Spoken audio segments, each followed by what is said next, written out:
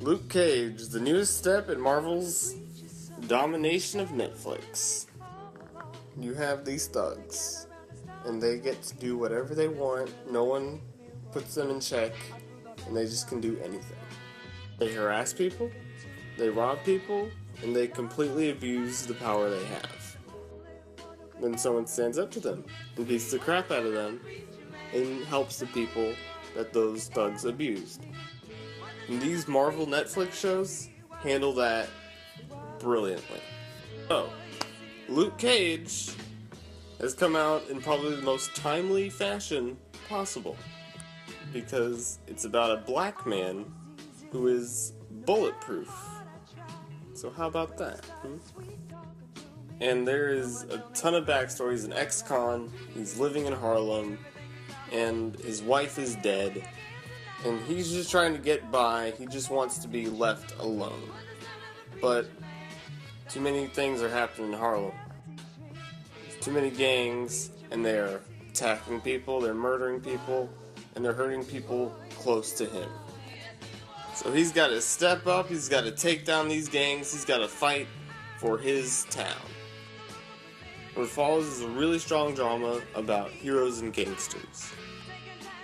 When that first episode ends, you feel like you've been watching the show for years, because they do so much to get you so attached to these characters, to make you really care about what's going on, just in one episode.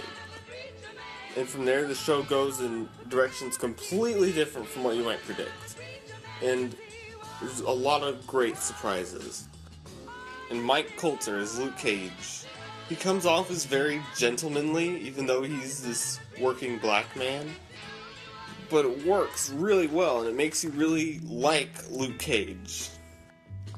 And the way that Luke Cage carries himself, and the way that he delivers his lines, it really makes you believe in what he's doing. And Rosario Dawson comes back to another Marvel Netflix, again as Claire. And surprise, surprise, she's great. The way they introduce Claire in this show, even if you haven't watched any of the other Marvel Netflix shows, you will immediately like Claire. And Mahershala Ali as Cornell Cottonmouth Stokes was really an interesting villain. One thing these Marvel Netflix shows do really well is give us complex villains. And Mahershala Ali was able to give us all the complexity, both morally and emotionally, surrounding Cottonmouth. And this show especially does a great job of peeling back the layers of that villain and making him into this very tragic figure.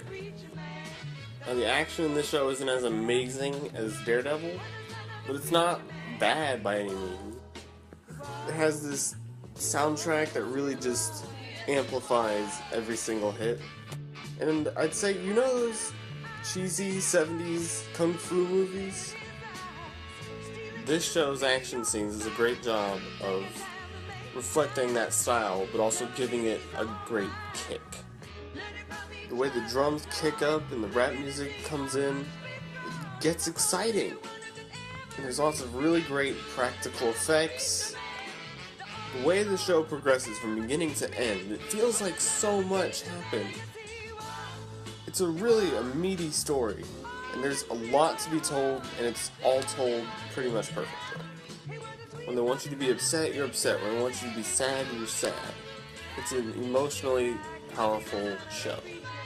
This is also, of any of Marvel's properties at all, this is definitely the most politically provocative.